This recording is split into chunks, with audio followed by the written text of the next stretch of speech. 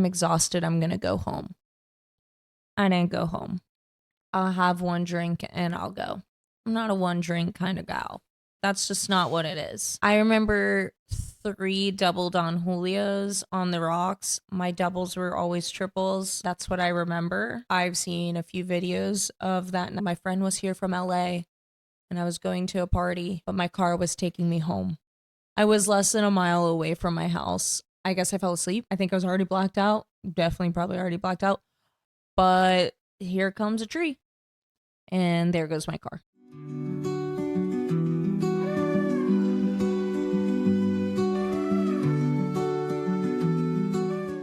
Hey guys, welcome to this week's episode of Young and Sober. I am happy to have you here. I have my good friend Kayla on with me today, and I'm so happy that I finally got her on the podcast.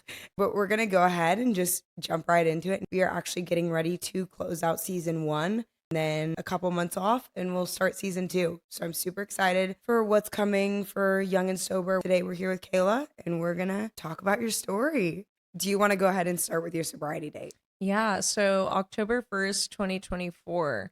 It was February 25th, 2023. I came into the program and I really thought I'm never going to be the one to relapse. I didn't relapse off alcohol, so I never really counted it as that. I take prescription medication and it pretty much does the same things. It hits the neurotransmitters in your brain and it's like you're on alcohol. So I started taking too many of those and I had to come to the realization and change that date. Now, I am 3 years without alcohol. Was your drug of choice alcohol, or was it other things as well? It was alcohol and cocaine. The alcohol was to start and the cocaine was to continue. Once I started doing the cocaine, I was like, oh, I can drink more because I'm sober again. Unfortunately, I found out that doesn't work like that. It doesn't. It took me about 5 years. How old were you when you picked up your first drink? I'm going to say like maybe 12, 13. I remember going to a party with my dad. He requested that I drive home. I'm like, I don't have a learner's permit. I can't drive. He was wasted. I'm thinking to myself, I've snuck beers behind your back. I can't drive either. I'm going to jail tonight. When I got home, I felt just all power to me. I was just like, I'm 13. I drove. I drank. I got away with it. And then I made it home safely. And I don't know, maybe that's where it all started. And like unresolved trauma for sure. What do you think the drive and the inkling was of sneaking beers behind your dad's back in the first place? Why did your 13-year-old brain tell you that's a good idea? I was just like watching everyone have a good time. My father's Venezuelan. My mom's very Southern. She was born and raised here. So I was at a Spanish party with my dad and I'm watching everyone get absolutely wasted. And I'm like, that looks fun. I was like, what's a couple beers going to do? And then I started going 14, 15, 16. My father was part of Rotary Club and I would go to Pi, meet him on Wednesdays. I remember slapping my ID down at 21 to the bartender that had been serving me forever. And he was just like, Kayla, I thought you were in your 30s. And I was like, wow, I'm highly offended right now because 21. I think everyone was just having a really good time. And I was like, I want to experience that. Was there ever any cue that it was a problem when you were younger? Or No. was it decently normalized? It was pretty normalized. I went online, I ordered fake IDs, and it really worked for me. I found a liquor store. It's no longer there. They stopped IDing me after a few times. I started making money from it because I'd sell alcohol to my friends. That started probably like 16, 17. Was there a certain relief or like feeling that you got when you drank? Were you escaping something, or were you just drinking because it was fun? I think in the beginning it was more for fun, and then it turned into me escaping. I didn't know the difference. Yeah. The fun was in the first few drinks. The escape started like happening and I started realizing that I wasn't remembering my drives home. I was still living with my parents and they're yelling at me at the time that I'm coming in, or I'm not coming home at all, or I'm ending up in a different city, or I've done so much blow on my 21st birthday that like I had been drinking for so long that I'm like, I'm going to do 21 lines. And I'm just like, I ended up in a whole different city watching the sun rise, and I'm like, okay, cool, this is normal. And then tweaking on the ride back because I ran out. What were your friendships like throughout this time? Were you a destructive person when it came to your friendships? I can sit here and say that I truly don't think I had friends. For me, I was always the giver because I wanted people to stick around. I was very fortunate during that time where my parents supported me and all of that. It was an Women. endless amount of money, and it was, I'll buy your shots. I'll buy enough drugs to support all of us. Just don't leave. Getting sober for me was just kind of like, I don't know what to do now. I don't know how to have actual friends because I never had. So, relationship as far as like significant others dating. Ah! Absolutely horrible. I dated a drug dealer for 5 years on and off while he cheated on me. There was physical abuse, there was emotional abuse. That stemmed from a pattern, I believe, that came from my family, watching my parents interact. Really quickly, what was the family dynamic like? Because I don't think we talked about that. Yeah, no, my family's dynamic and still to this day is detrimental to my health. A comment that was actually said to me within this past week, you were a happier person when you were drinking alcohol and doing cocaine. Maybe you should try it again. And that came from a parent. How did you handle that when you were younger? Once it got to the escape part, I just was escaping all of that. I didn't care. I had a case of the effets. I just didn't care what anyone thought. And I remember I had a lot of trauma towards my father. My dad married this woman. She was spending a bunch of his money. And so that was me. If she's going to do it, I'm going to do it. And I knocked out about 60,000 in about 6 months just on partying. I got highlighted colors of bank statements, and then the rest that was unhighlighted were ATM withdrawals. And I'm just like, oh, it was for this. I was so quick to like lie. Were your parents easy to let you off, or were there any repercussions or like punishments? I don't think I was ever punished. So I Nice. asked my mom, actually, I was like, if you saw that I was going through that, why didn't you put me through a rehab program or something? So they had an inkling that you had a problem then. I was in Miami. My dad and he goes, hey, let's go to lunch. And I was like, I have plans. He's just like, let's have lunch and then you can go about your day. I remember my friend sending me a pool party ticket to SLS. My dad goes, how did you get that? And I was like, oh, my friend bought it for me. And he goes, those aren't your friends. And I'm like, you don't know what friends are. And so we're walking out to our cars and he just stops and looks at me and hey, quick question. He goes, do you do cocaine? And I'm like, why would you even think of asking me that? Why would you even assume? And then I get in the car and I'm like, so where am I going to get it tonight? It was very much, I was taught how to lie to make sure I don't move my eyes when I lie. They probably knew you were calling bullshit. Absolutely. They didn't want to deal with it. They did not. I think they thought I might get worse. With my 2 drugs of choice, I don't think I could have gotten any worse. So there was never a point where they sat you down and talked to you about your drug and alcohol problem. I remember being 9 months sober and my dad still offering me money to go out after work. Yeah, he wasn't very supportive. My mom, on the other hand, she was really grateful. She still makes comments sometimes. Called her this past February and I was just like, hey, like I hit 3 years without any alcohol. And she's just like, well, hopefully you don't mess it up. What did you do for support when you were younger? My mom was really my support system. When I was 11, 12 years old, I remember I was telling my dad that I was going to my friend's house after school. Long story short is domestic violence, police were called. I remember seeing my mom being held up by her throat on the wall and her just looking over to me and being like, run. It was your dad. Holding up my mom on the wall. And she like turned her head enough to me to be like, run. Because I would get cornered. I remember being a child and like getting yelled at by my father and like peeing on the ground because I was so scared. And like at the point now where I'm like, I'm not scared.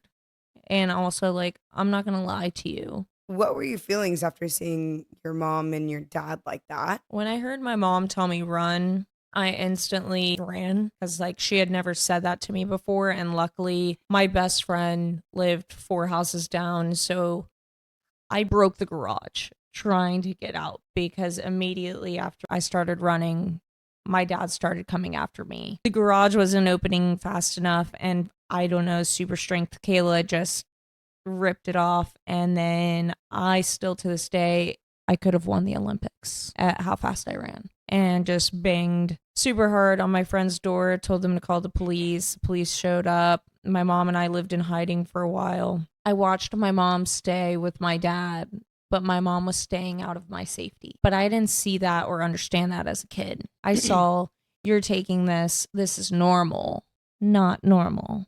Followed through. So my past relationship, it followed through into that, and I stayed for a really long time. I escaped jail more than I could count on both of my hands. I have gone to jail. That was on my own for physical altercation wise, or just me being drunk or high out of my mind. I got really lucky, especially with the activities that I decided to put myself in. Now we're in timeline wise between, let's say, 15 to 18. Okay.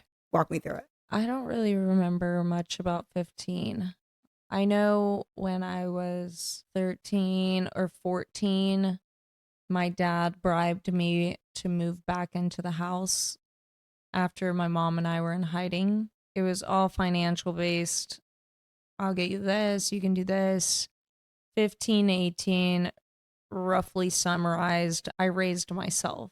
My mom ended up moving back into my dad's home because she knew that I was home by myself every night. I dealt with a lot of body dysmorphia, to look a certain way, I had to dress a certain way, I had to say the right things. We would go to parties.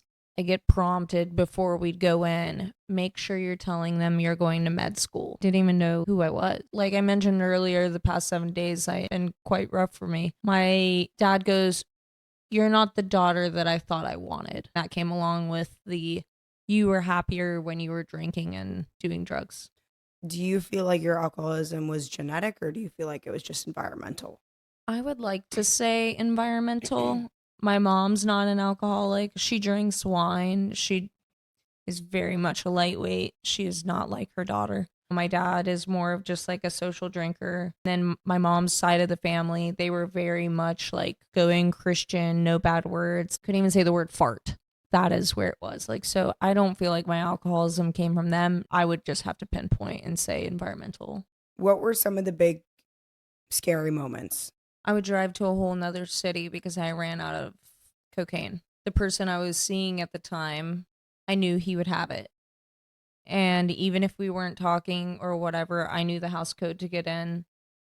And I would go grab my stuff, which was not mine, and maybe leave money, maybe not leave money, and then just get a bunch of negative feedback from that. I'm going to see my way out now with the stuff that I came for. Thanks, bye. I didn't recognize it, but I definitely knew it was a problem. What are some of the other like big key moments, not even maybe that you recognize, but maybe the people around you started to recognize, like Kayla might be falling off the deep end?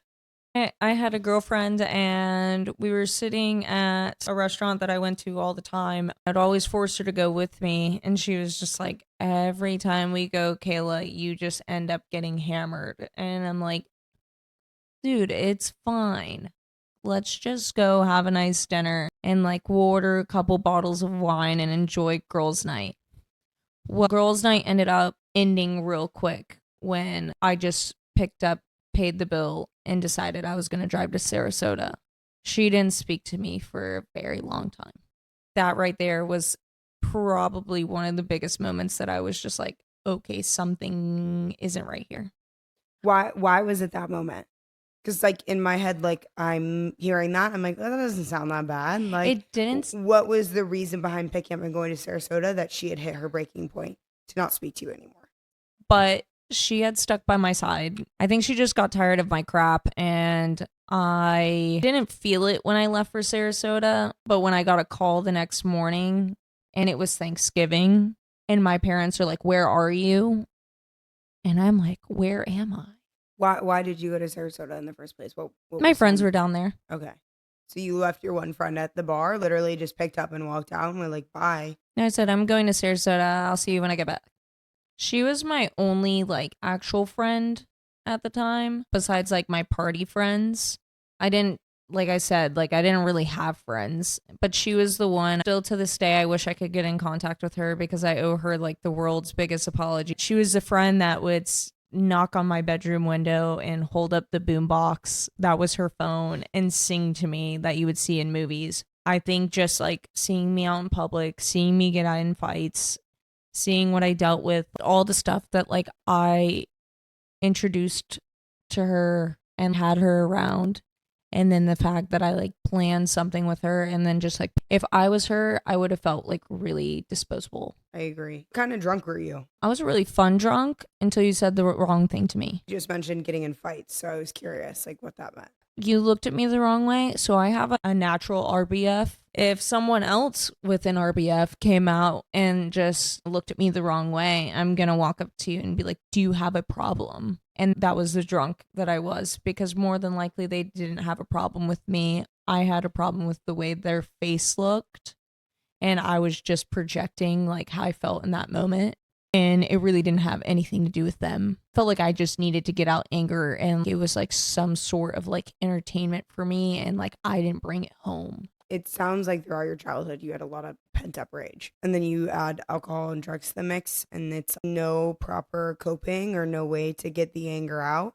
I'm hearing it's a common theme that people tend to be very angry drunks when they have situations like that. And I really wasn't always angry. I could go out and have a great time. And it was that switch. The moment that switch flipped, I was no longer Kayla. You had no idea what was going to come at you. Were you like fist fighting people? Oh, yeah. I used to run a bar, and my employee was like in a fight, and I hopped on the bar, and I remember just I would get drunk at work, and I just kicked the person's face in with my foot. Like I said, you really didn't know what you were going to get from me at all. It's definitely not something that like I'm proud of, but it's something that I'm glad that I grew out of. I'm still working with the whole anger part and like coping mechanisms. Do you find that even now that you're sober, that's still something like you have to watch for that switch? Absolutely, that's how I relapsed. Okay. What was your job situation? My mom throughout addiction. I've always worked in bars. It's quick money, and I've managed a few, and I got to drink for free. My mom made a comment. She goes, Kayla, you used to always go into work and always make it to your shifts. And she's like, now that you're sober, she was like, you're really quick to call out. And I'm just like, well, I'm tired or I hurt. I don't have that thing to take away and like numb my body and make it through until 4:30 in the morning. When you're sober, it was really hard for me to find balance again. It's quite difficult to figure out when your body needs to rest and when you need to push through and get something finished. My difficulty with rest is, am I resting or am I depressed? I always want to be on the go. I've always been on the go. I don't want to sit. I don't want to be stagnant. And in sobriety and in this current moment, I feel stagnant. I had to take medical leave from school this semester because I had no ambition to get up. A month ago, I went 4 days without showering and 5 days without eating. And I would get up and make sure that my dog would like pee and poop, and that was it. And then right back to the couch. People have this idea in their head like, oh, I get sober and everything gets better. It's like, fun fact, no, that's not true. You work your 12 steps, you go through the program, and then there you are. A constant thing that constantly goes through my brain is, am I making the right choice or making the wrong choice? I don't know. I feel like in a way with what you just said, sobriety opens the door and clears the path to see what are the next things that you need to start to work on. That's where I'm at right now, is I am over here. I know something's not right here. There's no alcohol. There's no cocaine. There's been none of that for 3 years. What's still going on up here that I can't figure out, that this 12-step program hasn't figured out? Do I have BPD or am I bipolar? Those are two things that I've been juggling around, and I've been asking my therapist for probably almost 6 months now, and he's just like, I don't really see it. I'm like, but you don't see me at home. Yeah. I don't think mental health is talked about enough in like any program. Almost in any aspect of life, period. Absolutely. To think about a world of where people could have access to affordable help for their mental state, we probably wouldn't have as many issues as we do now. I totally agree. Tell me about the events leading up to when you decided to get sober. I didn't decide. It got decided for me. Who decided for you? The courthouse. Leading up to that, I had worked 80 hours. I had got asked to go out with some of my employees and my coworkers, and I said no automatically. I'm exhausted. I'm going to go home. I didn't go home. I'll have one drink and I'll go. I'm not a one drink kind of gal. That's just not what it is. I remember 3 double Don Julios on the rocks. My doubles were always triples. That's what I remember. I've seen a few videos of that. My friend was here from LA and I was going to a party, but my car was taking me home.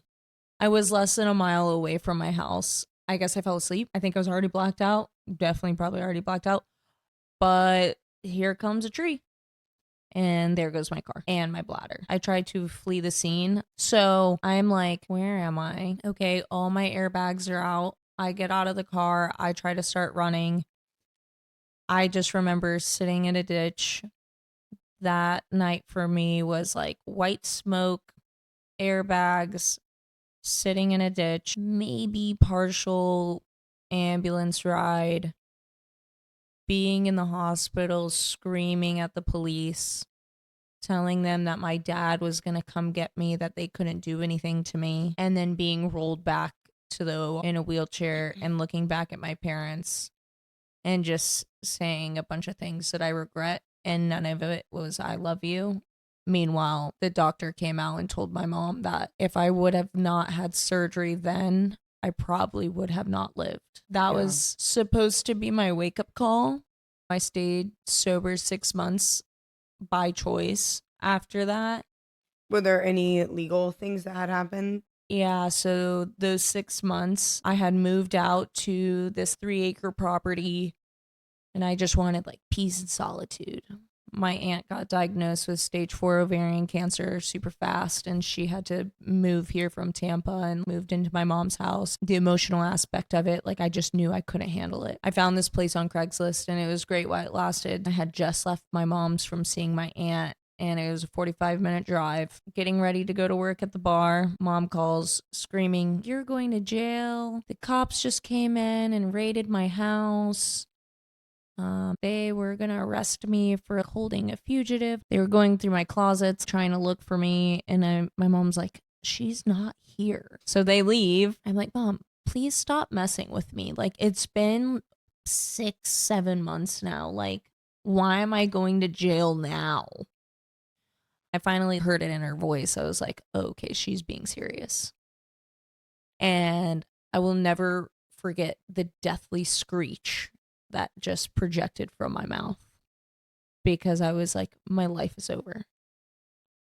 I've done some crazy stuff in my life that like could have put me in jail. Why now? Big question for me was why. I showered, I went to jail, turned myself in, I bailed myself out before I went. I was there for 5 hours, and thankfully my uncle's an attorney. I got placed in drug court program. I had to put in the work, and I didn't want to put in the work because I didn't realize that I had a problem. But after I went to jail, I started picking up drinking again. I didn't care anymore. Yeah. And so once I got into this program and I realized that I had to call every day and spit into a tube, but I had all eyes set on, you make it 365 days, you can drink that wine collection you have.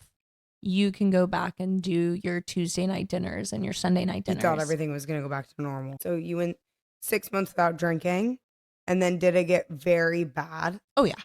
I remember going to this hole in the wall bar with random people that I didn't know. I'm out of my mind, drunk, whatever.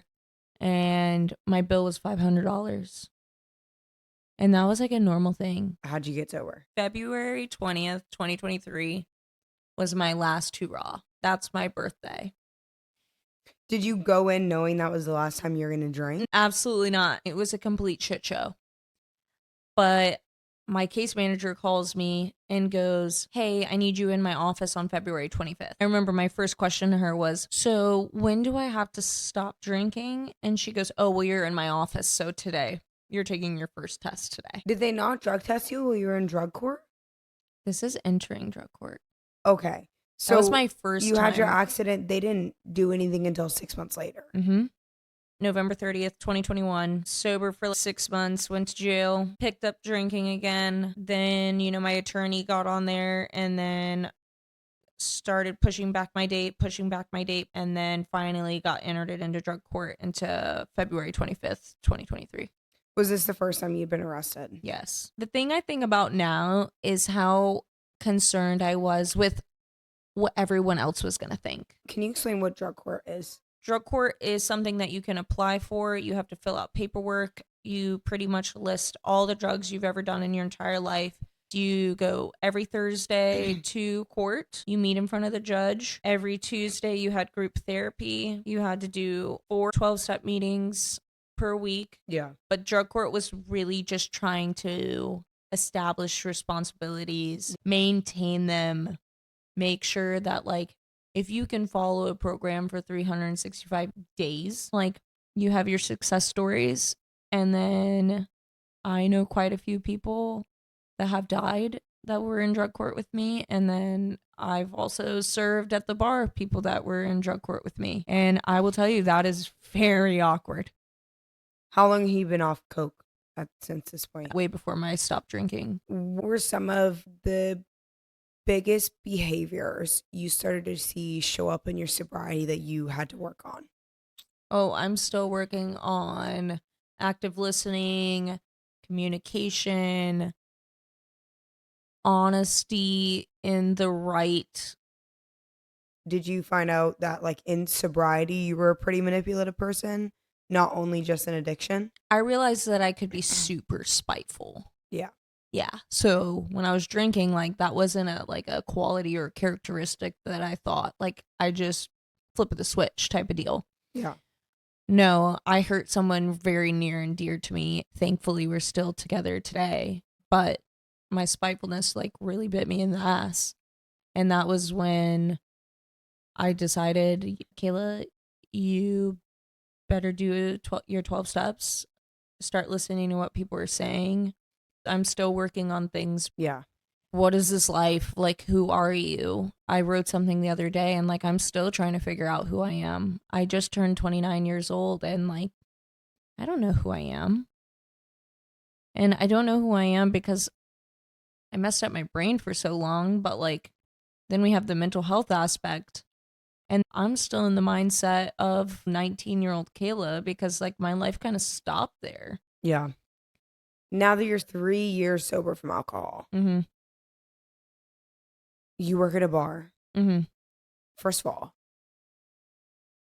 have you had thoughts about picking up a drink during this time? Second of all, how have you made it through this much turmoil and not picked up a drink? So when I walk through those doors of any bar that I work at, I'm there to make money. People ask me this question all the time. And I'm just like, self-control. You're also the entertainer.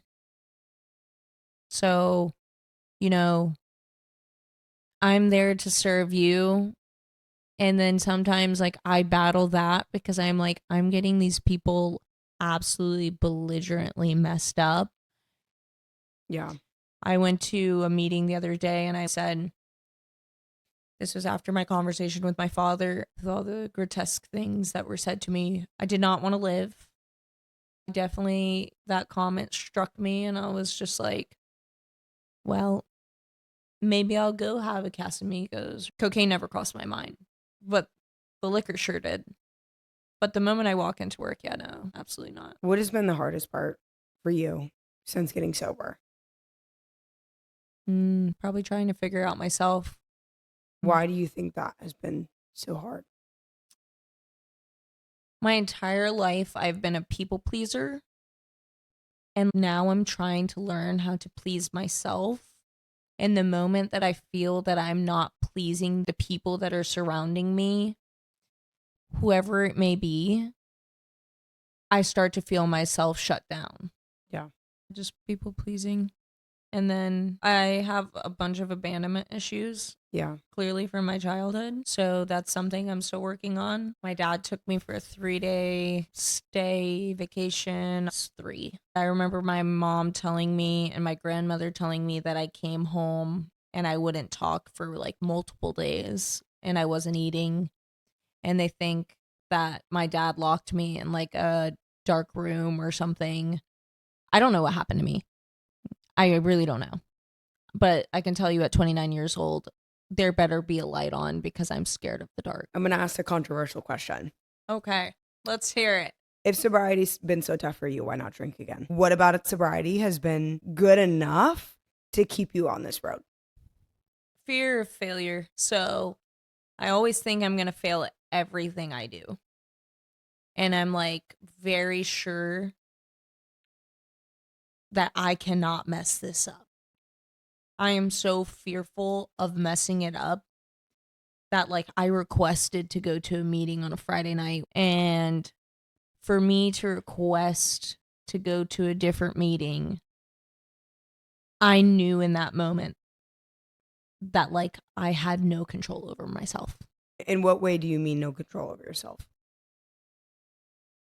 That was the day that I had the conversation with my father and I really just wanted to end my life. Who wants to go somewhere and just be like, hey, I want to end it all and say it to a room full of strangers and then end it with, I thought about drinking today, but I didn't. I asked to come to this meeting. You had those feelings and you made the decision to go surround yourself with people who will help you. It's not a common trend for me, though. But that's what I mean. That's moving in the right direction. Yeah. That's the right next step. I also get to that self-centeredness of like, you have no idea what's going on in my brain right now. So don't tell me it's going to get better because you don't live my life. It's hard not to go there. Yeah. It's really hard not to go there. Even if I tried to explain it to you, you'd probably look at me like I'm a psychopath. Well, that's how I felt. And I'm pretty sure that's what I said. And I was like, I'm probably going to come off as a psychopath. I was choking on my own tears. What are the coping mechanisms that you're beginning to pick up to try to help with your mental health situation? I skydive, and that's something I picked up. The first time I jumped out, I was just over beautiful water in Key West. And I am like, wow, I am so small to this entire universe. And at the end of the day, like, the world doesn't revolve around me. Look out there to the horizon and you don't even really know where you're looking. Like, you don't know where you are. You're 13,500 feet up in the air. It's a quick drop, but it's a very slow moment of feeling. And I had a question. I had to ask my therapist. I'm like, am I doing this like an alcoholic? I was going to ask that next. Is your alcoholism showing up in things that aren't alcohol? Yeah, absolutely. And he looked at me and he goes straight up, you are doing this alcoholically. He goes, but let me ask you a few questions. Are you paying your bills? And I said, yes. He goes, do you eat? And I was like, yes. Are you completing all of those tasks? And I was just like, yeah. He goes, I don't see a problem with it. Did you go to college? I got accepted to Ole Miss. My dad said, absolutely not, because you're not going to a party school. You can go to school here in Florida. My whole purpose was to get out of this place. Yeah. I wanted to escape the control. You went to school here in Florida? No, I joined the United States Army. It was one way or the other. Huge thank you to the service members that have served in our military. I got out in training. I don't like to claim that. Veterans Day comes around. My person's like, stand up, it's you. And I've had people that have been to war and they're like, Kayla, like, you signed the line. Yeah. Just because you didn't make it out. And like, people might not agree with this. I've been very blessed when people say that to me. They're like, you signed the line. You were going to put your life on the line for this country. In training, they teach you you're no longer a civilian. you're a soldier of the United States military. Yeah. I had to completely, real quick, change and rewire my entire brain. Yeah. So, like, when I came home, I had no idea who I was once again. I almost think that would give you a blank slate to start with, but it sounds like it made everything a lot worse. No, and I mean, you're taught to be one person, and like, I give it up to the people that, you know, have stayed, and that's their calling. And I've thought about rejoining. I take medication, so unfortunately, I can't. I want to talk about your nursing school situation. I got home from the military in October of 2015. January 2016, I got moved up to Gainesville and I was going to go to Santa Fe. I found the party life. I did all of that. And I ended up dropping out of school, moved to Miami, had my apartment in Miami, had my apartment in Gainesville, go back and forth. Had a roommate that was addicted to Xanax. Anytime that happened, I was like, peace out, I'm out. I was like, I want to do design school. I finally got my dad on board to that with that. And then that's when all like the bank statements came out. Okay. Yeah. So ripped from Miami back to Ocala. Took some classes at CF. Wasn't feeling it. Then I just started working in the bars, and I was already working in bars, but that's all I did. I made a bunch of money off of that. And then finally it got to a point. I can't even tell you when I started nursing school. I remember touring this school that I go to right after I got out of the hospital. So 2021. After the hospital for the car accident. I loved my trauma team. They were great. And I said, okay, well, if I'm not going to be a doctor, I could be a nurse. It's 2026. I'm still in nursing school. I think I started like April 2024, maybe. But you're also tempering it at your own pace with your mental health in mind. At this point currently, this is when I just now started going at my own pace. Yeah. And it's the only semester, this one and the next one. They were very generous to allow this for me. They looked at me and they said, you're not the class representative that was speaking like with this bold and like fearless attitude. You're sitting here and you're timid and you're scared, and you know, we're going to give this to you. And they're like, we don't do this. And I was just like, thank you so much. I took my first medical leave 2 semesters ago because I had a IUD that had this thing called actinomyces, which is extremely rare, and 1 in 11% of women get it. And I'm like, of course, it's me. I'm rare and special. I did 6 weeks of infusion therapy. I got really sick. I got really skinny. I couldn't eat. My skin was falling off my hands. Once that was done, I booked a trip to Key West, and then I started skydiving, and then I went back to school. The short, brief period of time that I had that I was actually trying to find myself and was genuinely happy, I felt like for the first time ever. The moment I walked in, like the first week, I was just like, oh, okay, cool, we're back. No, my body was back. My brain was not there. And so I made it to week 6. There's 11 weeks in the semester. Made it to week 6, and we have clinicals. I didn't go to one. They're very hard to get made up. And I knew that when I laid on my couch. That is when I realized that like my ambition and my drive and anything, I just knew I was depressed and that my mental health was just going down the drain. Yeah. I found this happiness and I was finding out like a new version of myself, not the version with the makeup or my hair down or like nice clothes. I grew up, say what people want to hear, dress how people want, do this. They don't care. And so I got to be like my true authentic self. And I had never really felt that before. And a lot of people don't know that skydivers, a lot of them are sober too. And that was something I didn't even know. But I don't think I was ready to go back to school. I think I was just like, finally. You think that was a big enough trigger to send you into this big of a spiral? It is the hardest semester out of all semesters of nursing school. I was taking pharmacology, like there's 250 drugs that you have to learn, like side effects and like XYZ, like how to not kill someone. Then 2 other classes, and one happened to be mental health. And that one was an extremely hard class for me to take. We would go to psychiatric hospitals and I'd hear the people like that don't have the same idea or understanding in their brain. They're like, oh, let's see if what action we can see today. And I'm like, they're not zoo animals, man. Yeah. And then I'm just like, if that's what people are thinking, it's almost like you don't know how quickly you could be there.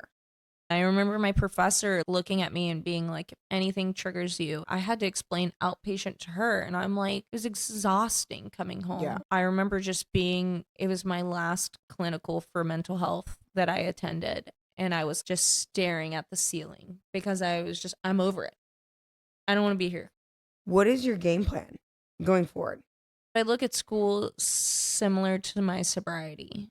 I made the comment, I give up on everything.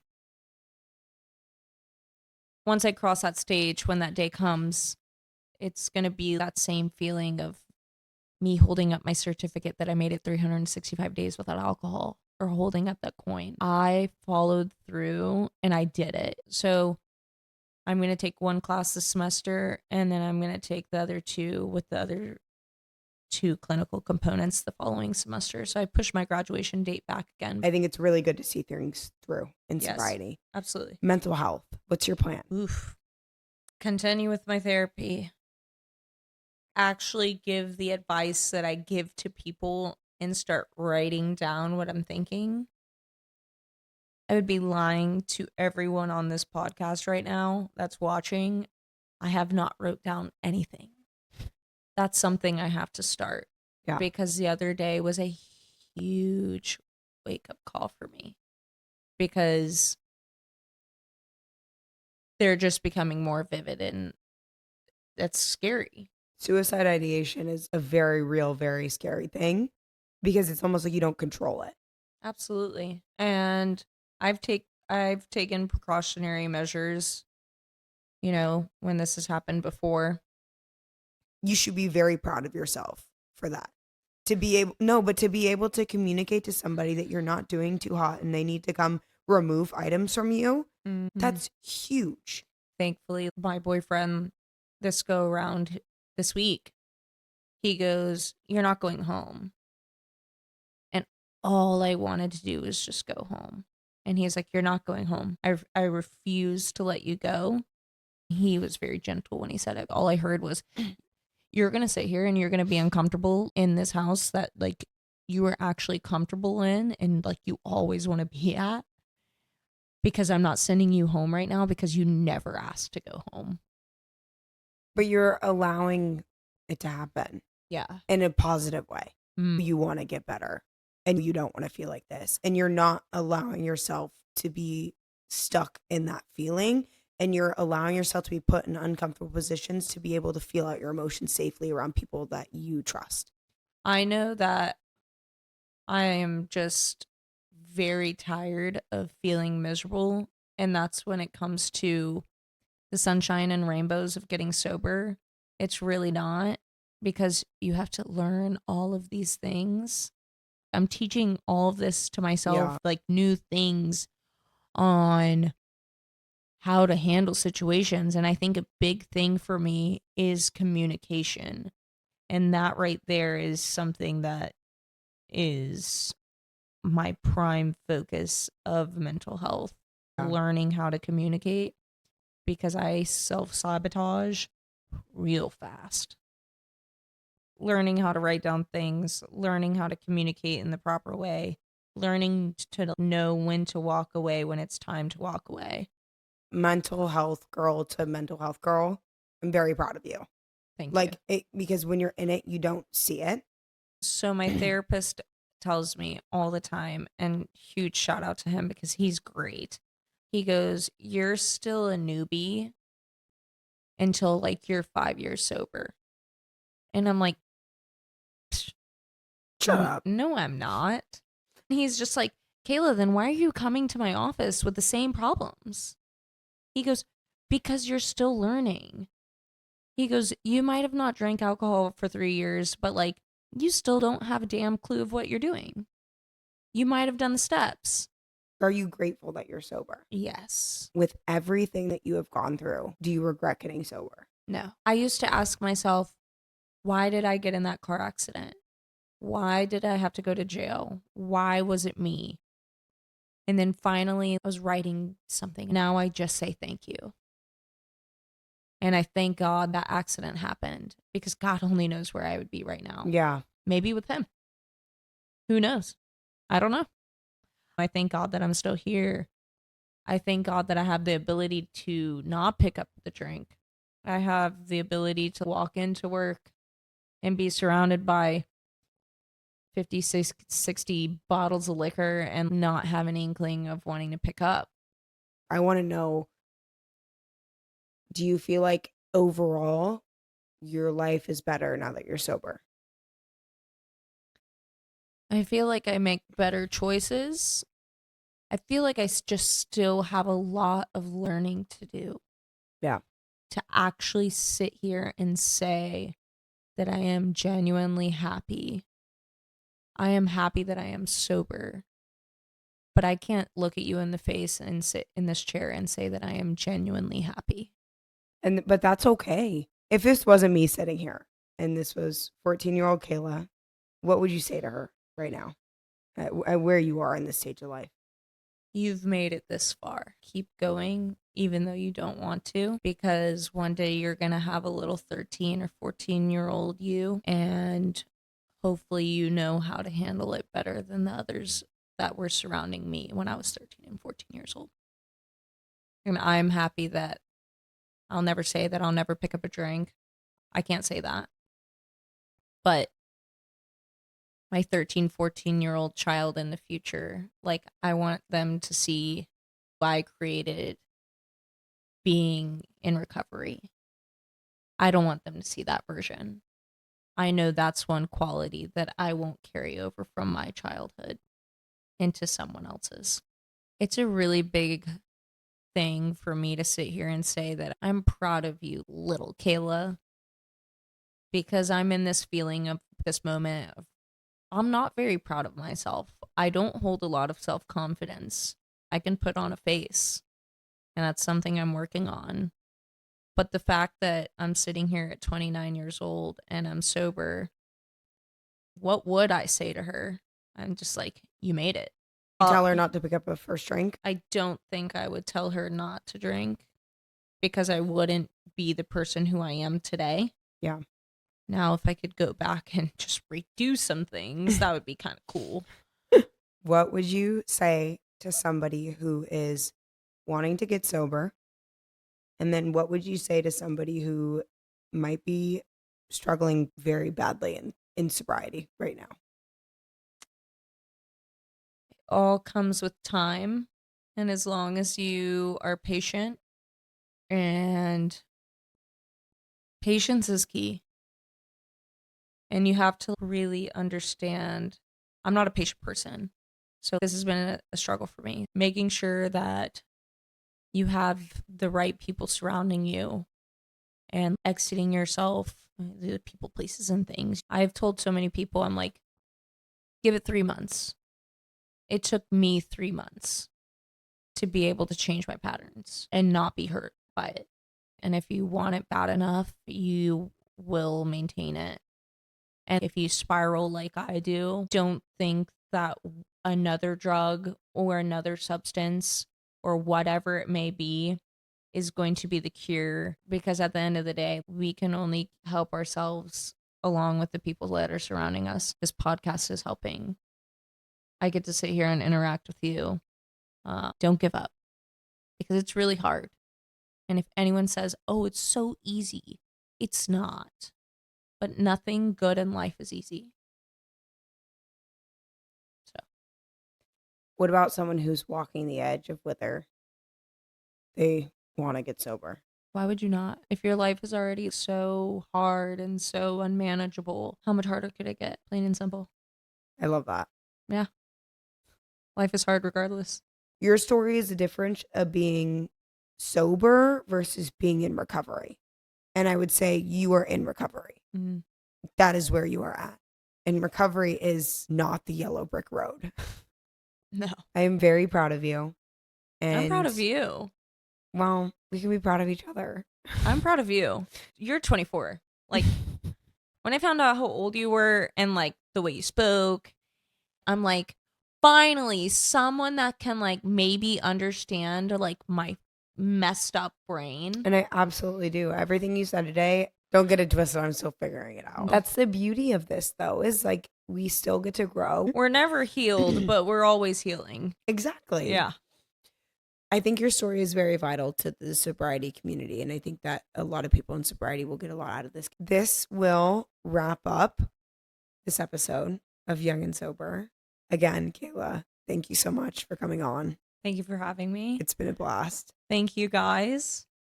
New episodes every Wednesday. I'm so happy you guys are here. And please go drink some water. Take care of yourselves. Do all the things that you need to do to make sure you're mentally stable for the rest of the week, because that is the number one important thing.